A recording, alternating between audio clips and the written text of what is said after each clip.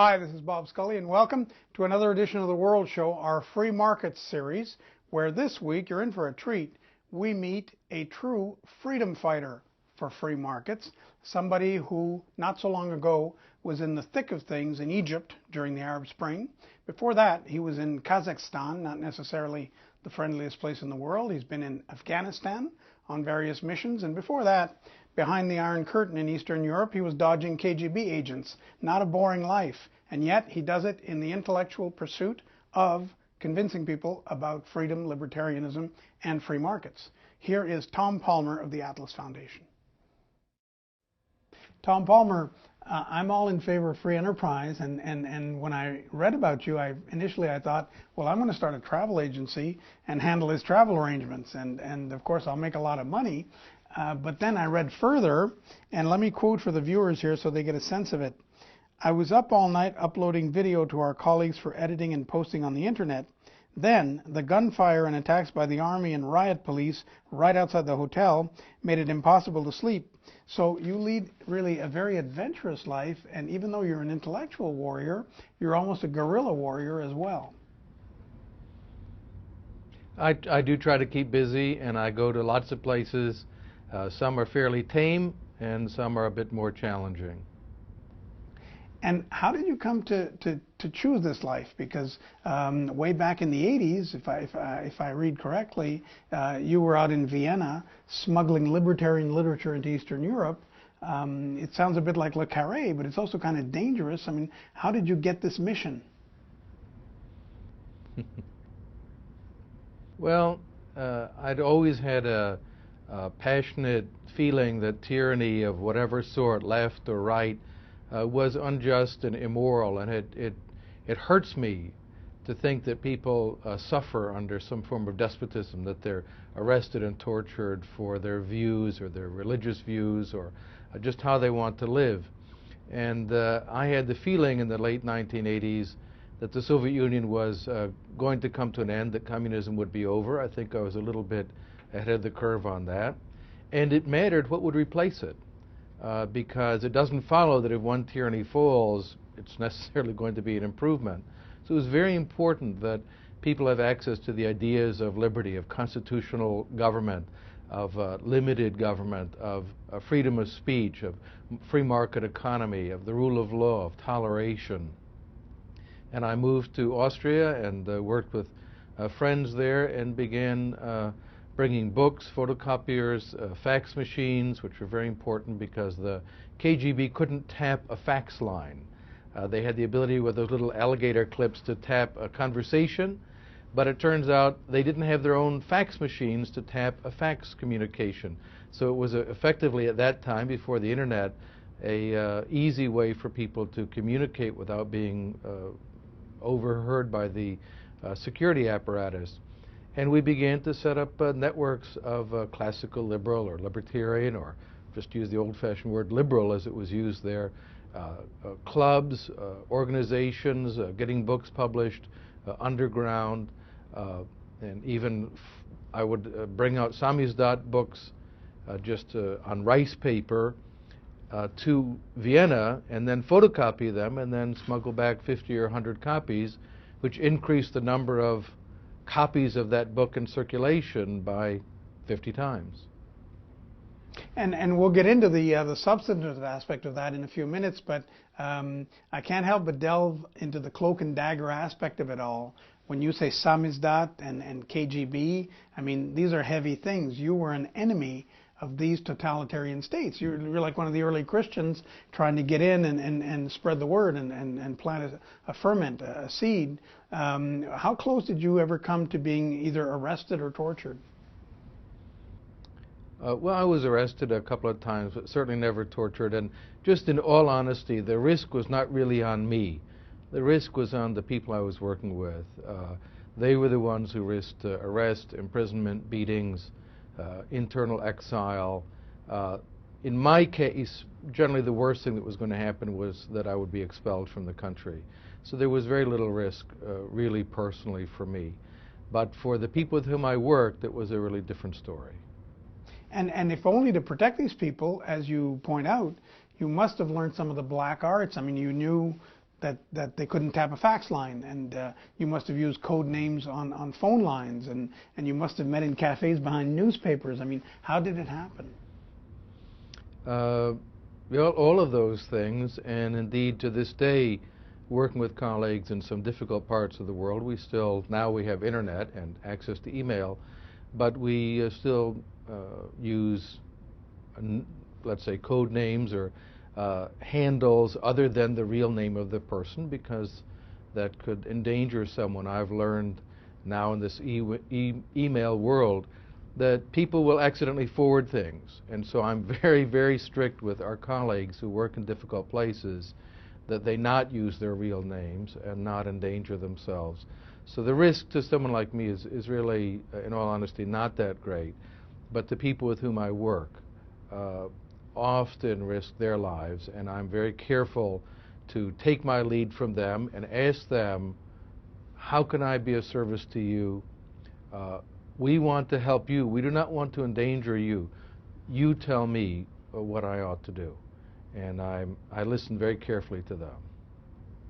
But I notice, and I think that's part of, I guess, of being an intellectual warrior, you do jump in there pretty quickly. You say you don't want to take too many personal risks, but that quote I read is from Tahrir Square in Cairo, and you're right there in the middle of it, and people are firing away, and meanwhile you're communicating with Morocco, where people are talking to you, and they may be spied upon by that authoritarian government. So there are all kinds of risks involved, and I wonder what makes you take that plane ticket and go. Well, as I said, it almost hurts me when I know that people are suffering from a lack of freedom and all of the terrible things that also come from that, the poverty, the life lived in fear, and with other people who share these views around the world, we want to help them. Now, I should point out, some of the work I do is in places that are not dangerous, like Germany or Belgium or Canada, United States, and so on. So it's not all that cloak and dagger sort of thing. But in countries like Afghanistan, which I visit frequently, and we have very, very good partners, they're extremely brave people, that's a different matter. But again, I listen very carefully to them. I want to be of help to them. I don't go like a lot of foreigners go with a super high security. I just get picked up at the airport by friends. I go very low profile. I often dress in Afghan clothes, and they tell me if I don't speak, I can pass reasonably well for a panshiri. And if I talk, people will notice, of course, that I'm a foreigner. So I'm just silent when we're outdoors.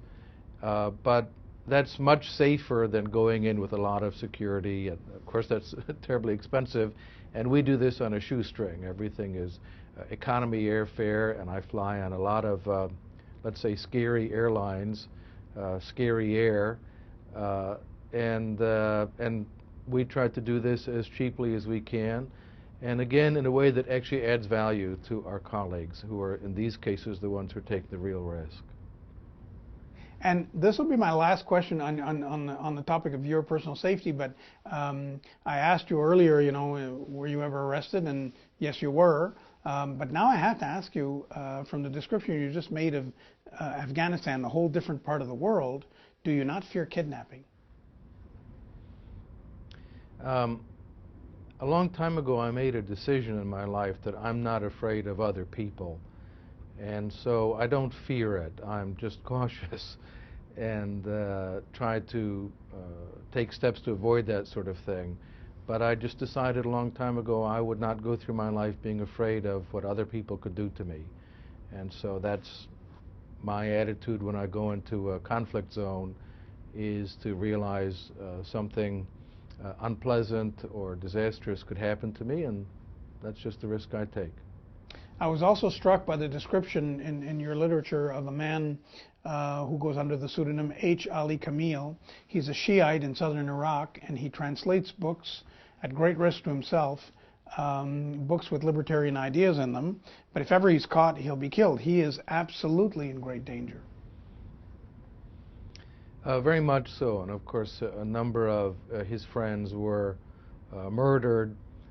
and people who upheld the ideas of freedom, of limited government, of religious toleration, were at great risk in that regime. So I was in Iraq a number of times working with people who do believe in freedom and mutual coexistence of different religions and different ways of life. Life is very difficult for them, and it continues to be, and the verdict is out as to where Iraq is going to be going in this direction. One hopes that they will, as the U.S. and other foreign forces are pulled out, that they will achieve a free society, but people who stand up for these views put themselves at great personal risk.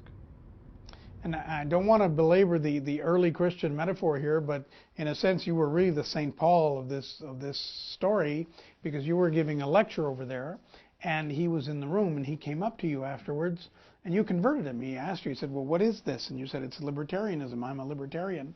And everything started there. Yeah, and I gave a lecture at the university there, and I had been slightly injured on the way, and so I was bleeding, and before I could get any bandages, I just continued giving my talk, and a lot of people came up to me and thought that was a little bit odd, but I was there for a reason, and I'm very businesslike when I go to places like that, and my job is to do what I can to spread the ideas of liberty, not in an aggressive or combative way. These are attractive ideas about how people could live together peacefully with mutual respect, respecting the dignity of other people, engaging in trade rather than stealing, for example, having dialogue rather than murdering people who disagree with you. Those are very attractive ideas, and what they need is a hearing. And so I'm willing to take them to difficult places and meet the people who are our partners, and I admire them tremendously. You know, just to put it bluntly, with some friends who have suffered so much, they've been imprisoned, they've been tortured, they've had family members murdered, they've been harmed in lots of ways, and they continue struggling for these ideas of liberty. And every time I get a little bit tired, or I think, oh, I should take a day off, I think about them. And I think if they can continue struggling in those circumstances, surely I can put in the extra hours as well. And just to allow our viewers to understand the context a little bit, I read some UN data that says that in 1,000 years, in the past millennium, less books have been translated into Arabic in 1,000 years than are translated into Spanish in 1 year. And so Mr. Camille is actually very much in danger, because each book is like a bomb in a way. It's so powerful because there's so few of them. And when he translates Bastiat or Hayek, all these libertarian economists, he is taking a very, very big risk. Well, and one of the books that, in fact, this particular person had translated, it's a tremendously challenging work, is John Stuart Mill's On Liberty, which is about the idea that we should respect other people's liberty, that free discussion is better than oppression or punishing other people for the views that they have. And that was a work of joy for him, to be exposed to these ideas, to wrestle with them, to think about them, and then try to explain them to other Arabs in elegant and beautiful Arabic. So one thing about the Arab world is, for a long time, small minority of educated elites who speak English or French had access to such books, but the vast majority of the population who are monolingual do not. And there's been very little libertarian-oriented literature available in Arabic. This is now changing because of the minbaralhurriya.org platform that we've organized, that is bring out lots and lots of books, right, with a number of very, very talented Arab colleagues who are highly educated people, very focused, very passionate about the ideas of freedom, and they want to share these with their Arab brothers and sisters.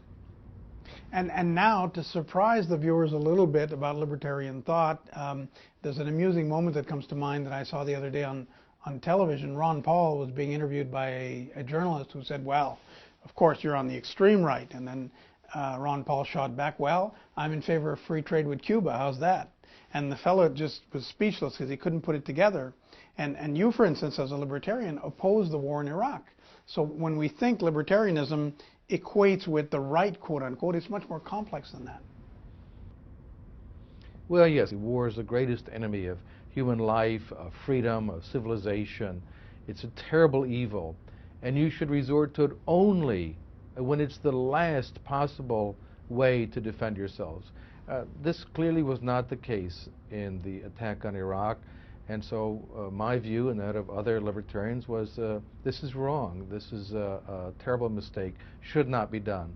It was done, and my view was, why not, after that circumstance, find those people who are willing to stand up for freedom in Iraq and reach out to them? And I did that. It did not mean that I was supporting the policies of the U.S. and other governments. I think they were wrong. It was a terrible, terrible mistake. I hope we do not make that same mistake with Iran. There's so much irresponsible and reckless talk about military action against Iran.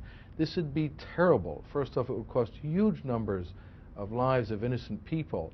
And secondly, of course, it would strengthen the regime because it would bring nationalism to the fore. People quite obviously don't like being invaded by foreigners, and this would be just a disaster.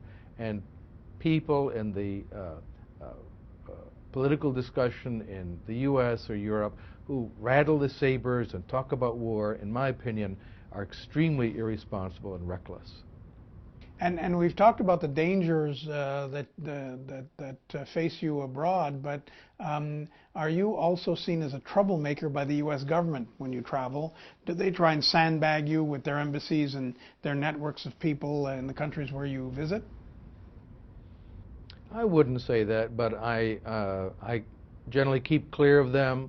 It's very clear the work that I do and my colleagues were not supported by the U.S. government or any other government for that matter. We are not representing a government. This is an international movement of people, so we have colleagues in all over the world who are involved in this. I happen to be sitting here in the United States at the moment, but we have colleagues who are in many other countries who are also engaged in the same type of work that I do. It's really an international team effort. U.S. embassies often see it as their role to make sure foreigners don't come to the U.S. And so when I do try to invite colleagues from other countries, quite often the U.S. Embassy is very difficult to work with. They have... You mean they restrict the visas? Yeah, I think it's actually counterproductive. It's, in my opinion, bad foreign policy for the U.S. to make it so difficult for foreigners to come to the U.S. In many ways, one of the best things about American foreign policy is not what the U.S. government says, but when people come to the country and see for themselves and then go back home. That's a better way to make friends, in my opinion. And the U.S. government has made it more and more difficult over the years. I think it's really counterproductive. I was really struck by a conversation you had with a journalist in Nepal, and you tell the story. First you went to the Caucasus, the 5 Soviet republics, Kazakhstan, Tajikistan, Uzbekistan, those places. And then you end up in Nepal, where there are communists in parliament, and you're talking to a journalist there, and you're explaining to him that you're for limited government, but you are for strong government. And I thought, for people in that neck of the woods, it must be the weirdest possible concept. If you've got a strong government, it can't be limited government, because you'll have a strong civil service, a strong ruling party, a strong elite, and they will all want more power. It runs a little bit against human nature to say strong government but limited government. Well, that's a very, very important point, that to be in favor of limited government is not the same as being against government. Because when you say, well, I'm just against government, you're lumped in with lots of other people who are against government, criminals, terrorists, foreign governments, and so on. What I favor is limited government.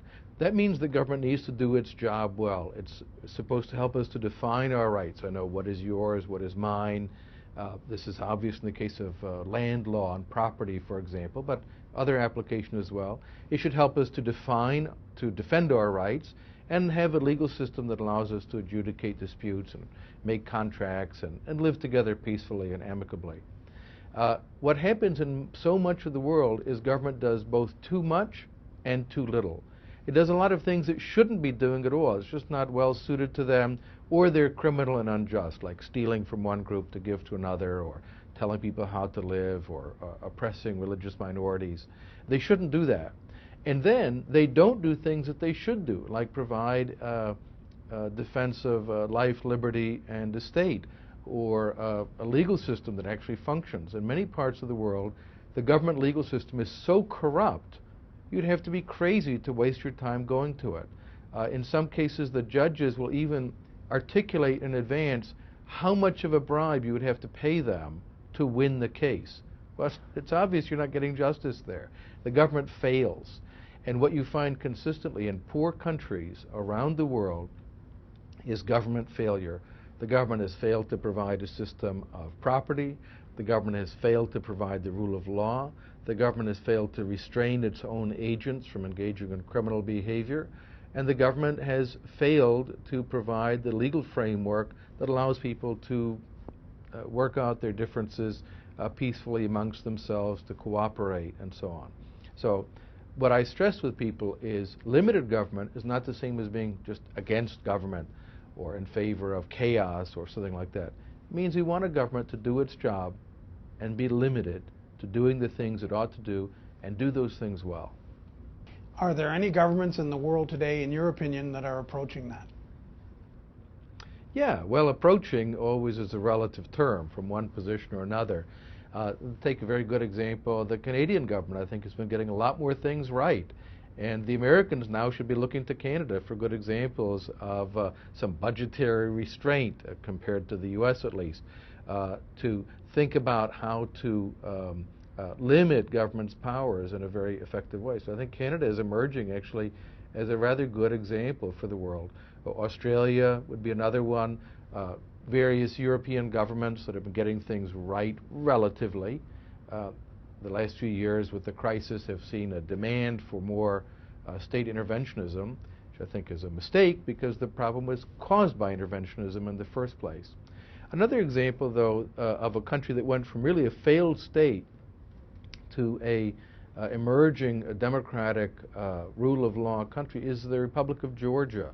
In 2003, it was just a total disaster, a complete failed state. They were able to reform the judiciary. They were able to eliminate huge amounts of bureaucracy, to reform the police. They have a much more transparent policing system than any other former Soviet republic outside of the Baltics, let's say. Really an astonishing accomplishment. And that was done because libertarians in Georgia were very active in helping to drive that reform process.